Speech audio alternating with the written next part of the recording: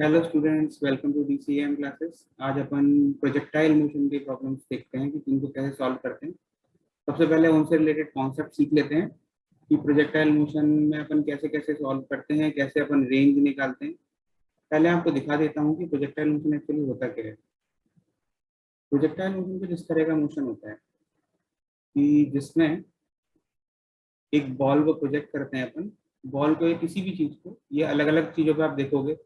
जैसे कि कभी भी कोई भी एक, जैसे ओलंपिक में कोई भी जो शूटर होता है वो मतलब एरो को जो शूट करते हैं, वो उस उनका जो एरो होता है, आप लोग सोचते हो कि वो स्ट्रेट जाता है, बिल्कुल वैसा नहीं होता है। वो क्या होता है कि वो एक एरो को जब शूट करते हैं तो एक एंगल पे शूट करते हैं जिससे कि वो पैराबोलिकली जाता है और अपने एम पर जाके यहाँ पर जाके स्ट्राइक कर लेता है। तो जो शूटर होता है वो एक्चुअली उसको थोड़े से पैराबोलिक स्पीड के हिसाब से वो प्रोजेक्ट करते हैं उस चीज को। ये अगर आप ध्यान से देखोगे तो भी पता चलेगा। फिर उसके बाद ये यहाँ पर आके हिट करता है एम पर। तो ऐसी चीजें होती हैं। इस पैराबोलिक मोशन का यूज बहुत ज्यादा इंपॉर्टेंट है गोल करने में। जब सॉकर में, जब फुटबॉल में प्लेयर जब गोल करते हैं तो इस मोशन को ध्यान में रखते हुए किया जाता है। तो ये बहुत इंपॉर्टेंट मोशन है। अब जैसे भी जब वॉर में, जो पहले की जो वॉर्स होती थी उसमें भी जो देखा होगा आपने, जो कैटापुल्ट्स होते हैं जिसमें आग के गोले जो छोड़े जाते हैं वॉर में, या फिर एरोज शूट किए जाते हैं, तो उनको भी एक पैराबोलिक मोशन दिया जाता है। पैराबोलिक मोशन में जिससे कि वो मैक्सिमम दूरी पर जा पाए, डिस्टेंस पर जा पाए। तो उससे रिलेटेड है प्रोजेक्टाइल मोशन। अब प्रोजेक्टाइल मोशन को बेसिक में डायग्राम के थ्रू बता देता हूँ कि इस तरह का मोशन होता है। इसमें आप किसी भी चीज को एक एंगल पे प्रोजेक्ट करते हो ऐसे करके। अभी ये क्या होता है, ये एक पैराबोलिक पाथ फॉलो करता है। ये पैराबोलिक पाथ, ये पाथ पैराबोला क्यों होता है ये आप समझोगे जब आप मैथ्स में कोनिक सेक्शन में जब आप पैराबोला समझ लोगे, पढ़ लोगे। उसकी इक्वेशन होती है Y square equal to 4x type की। लेकिन फर्दर जो आगे जो कॉन्सेप्ट्स में डालूंगा वीडियोस, उनको देख के आप समझ जाओगे। तो ये होता है एक्चुअली आपका पैराबोलिक मोशन। ये प्रोजेक्टाइल मोशन होता है। अब इसमें जब आप किसी भी बॉडी को जब प्रोजेक्ट कर रहे हो एट एन एंगल थीटा, तो ये एक मैक्सिमम डिस्टेंस पर जाता है, एक डिस्टेंस ट्रेवल करता है, हॉरिजॉन्टल डिस्टेंस, जिसको अपन कहते हैं रेंज। और इस मोशन में ये मैक्सिमम हाइट अचीव करता है, इसको अपन कहते हैं maximum height, obvious maximum height. तो ये क्या होता है, इसका एक फॉर्मूला होता है और इसमें ए से बी तक जाने में इसको एक टाइम लगता है, जिसको अपन कहते हैं, अगर ये ए टी ए बी ए बोला जाए तो T A B is called time of flight. मतलब जब तक वो फ्लाई कर रहा था। इसके कुछ फॉर्मूले होते हैं, ये फॉर्मूले बहुत इंपॉर्टेंट होते हैं। T A B is equal to 2u sine theta upon g, और range r is equal to u square sine 2 theta upon g, और h max is equal to u square sine square theta upon 2। ये तीन फॉर्मूले हैं जो अपन आज देखेंगे कि ये किस तरह से डिराइव होते हैं। अब देखिए इसमें भी क्या है कि ये आप देख पा रहे होंगे कि ये एक्चुअली एक 2D मोशन है, जिसमें अपन को इक्वेशंस ऑफ मोशन लगानी है, वो दो डायरेक्शन में। एक तो आपका वर्टिकल y डायरेक्शन में और एक हॉरिजॉन्टल x डायरेक्शन में। अब यहाँ पर आप देखना क्लोजली कि अपन किस तरह से इसको इक्वेशन ऑफ मोशन को हॉरिजॉन्टल और वर्टिकल डायरेक्शन में यूज करते हैं। तो सबसे पहले तो ये देख लेते हैं, एक्सेलेरेशन सिर्फ वर्टिकल डायरेक्शन में है, g डाउनवर्ड्स। इस डायरेक्शन को अपन पॉजिटिव ले लेते हैं, इस डायरेक्शन को हम पॉजिटिव ले लेते हैं, और या इस डायरेक्शन को नेगेटिव ले लेते हैं। इस ऊपर वाले डायरेक्शन को पॉजिटिव ले लेते हैं, नीचे वाले डायरेक्शन को नेगेटिव ले लेते हैं। तो सबसे पहले क्या है कि सबसे पहले अपन को इस वेलोसिटी को दो कंपोनेंट्स में डिवाइड करना पड़ेगा। कंपोनेंट मतलब एक ये है, सपोज की इनिशियल वेलोसिटी u। तो इस जो कंपोनेंट होगा इसका हॉरिजॉन्टल कंपोनेंट वो होगा u cos थीटा, इसका जो वर्टिकल कंपोनेंट होगा वो u sin थीटा होगा। ये कंपोनेंट कैसे डिवाइड करते हैं ये आपको सीखना होगा वेक्टर्स में। बेसिक वेक्टर्स की क्लास होती है, उसको मैं अगर आप चाहोगे तो मैं उसको ले लूंगा। तो ये u sin थीटा और u cos थीटा के हिसाब से इसको डिवाइड किया जाता है। वैसे ये बेसिक वेक्टर की नॉलेज है जिसमें आप कंपोनेंट से डिवाइड करते हो किसी भी चीज को। कोई भी चीज अगर इस डायरेक्शन में है तो एंगल थीटा बना रही है हॉरिजॉन्टल में, तो उसका हॉरिजॉन्टल कंपोनेंट होगा U cos theta, vertical component होगा यू साइन थीटा।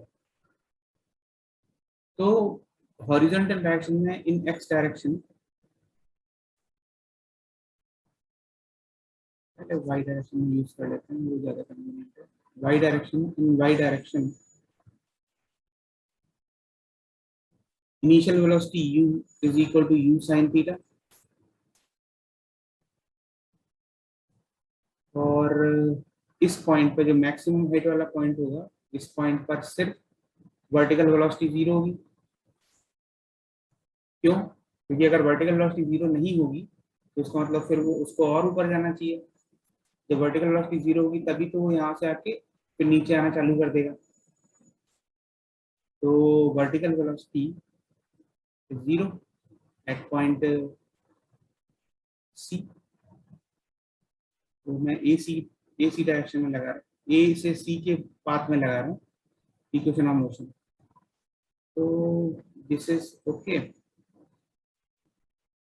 अब अपन यहाँ से ए से सी तक इक्वेशन ऑफ मोशन लगाते हैं, v equal to U plus A T वाली इक्वेशन। इसमें v क्या है? v by zero, u is u sine theta, acceleration in vertical direction is downwards, which is negative, minus g into t ac. So time taken from a to c is u sin theta upon g. तो आप इसको ध्यान से देखोगे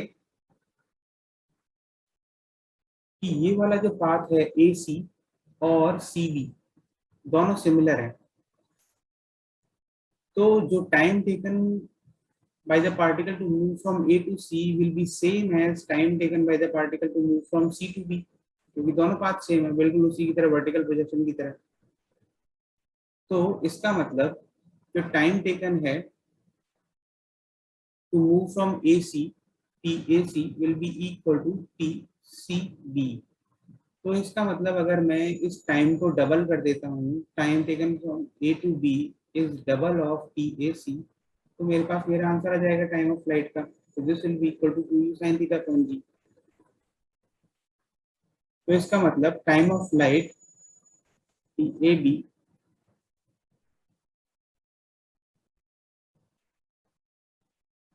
is equal to 2u sin theta upon g. एक चीज derive हो गई है हमारी। कैसे? हमने वर्टिकल डायरेक्शन में इक्वेशन ऑफ मोशन लगाई बस। दूसरी चीज देखते हैं इसकी, मैक्सिमम ये मैक्सिमम हाइट कैसे निकालते हैं, इसकी दूसरी चीज है मैक्स हाइट। मैक्स हाइट निकालने के लिए हम क्या करेंगे, ए से लेके सी तक हाइट में ही सॉल्व दिखता रहेगा।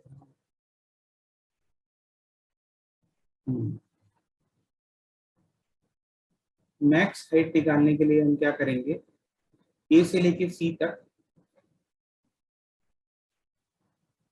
इक्वेशन ऑफ मोशन लगाएंगे। कौन सी वाली? V square is equal to V square minus U square is equal to 2ax।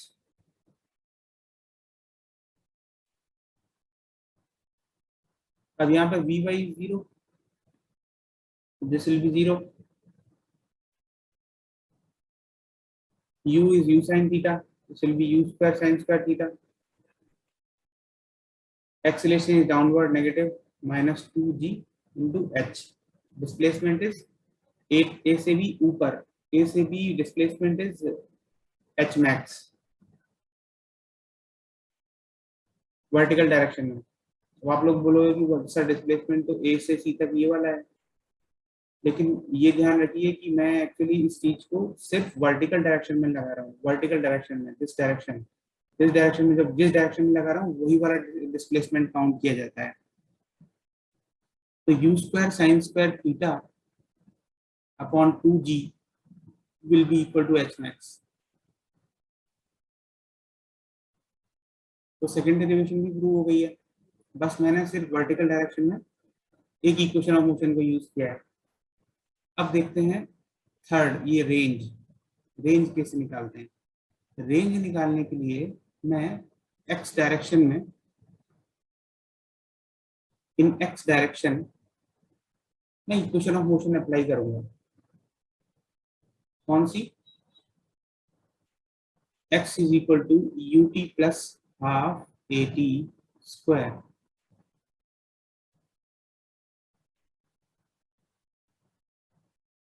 ठीक, तो इसमें अपन क्या करेंगे, x is equal to U T plus half A T square in x direction में अप्लाई कर रहा हूँ मैं। यहाँ पर सबसे पहली जो चीज इंपॉर्टेंट है वो देखने वाली कि हॉरिजॉन्टल डायरेक्शन में हमारे पास एक्सेलरेशन जीरो है, ए जीरो। तो इसका मतलब ये इक्वेशन हमारी चेंज हो जाती है, x is equal to U into T में। x डायरेक्शन में हमारी जो u वेलोसिटी है, इनिशियल वेलोसिटी, वो है u cos थीटा। तो और x क्या है, रेंज, तो a से b तक। तो range will be equal to u cos theta into time taken by the particle to move from A to B।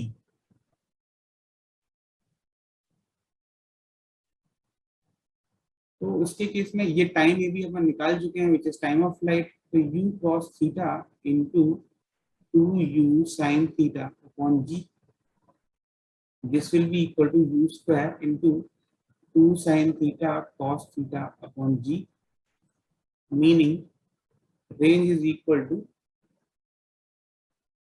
u square sin 2 theta upon g। sin 2 theta का formula होता है trigonometry में, u 2 sin theta cos theta is sin 2 theta। तो तीनों चीजें आपने derive कर ली है किस तरीके से। ये है प्रोजेक्टाइल की इक्वेशन। प्रोजेक्टाइल की इक्वेशन में आप निकालते हो time of flight, H max और टाइम और ये range by only using equations of motion. तो इक्वेशंस ऑफ मोशन ही आपका एक सबसे बड़ा इंपॉर्टेंट टूल है जिसको आप अलग अलग वे में यूज करते हो।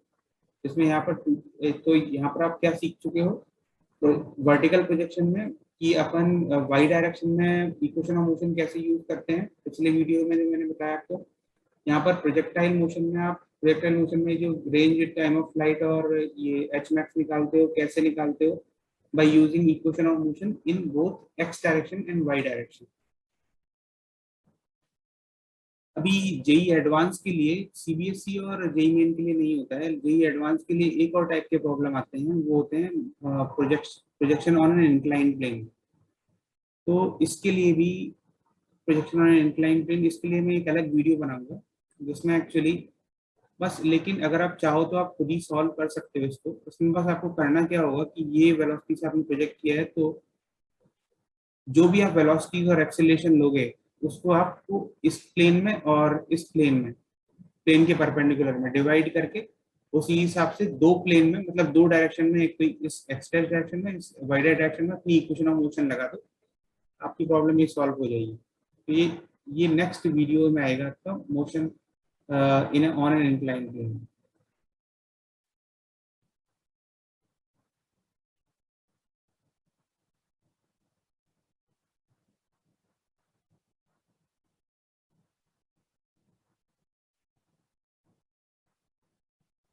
ठीक है, तो मैं एंड करता हूँ क्लास।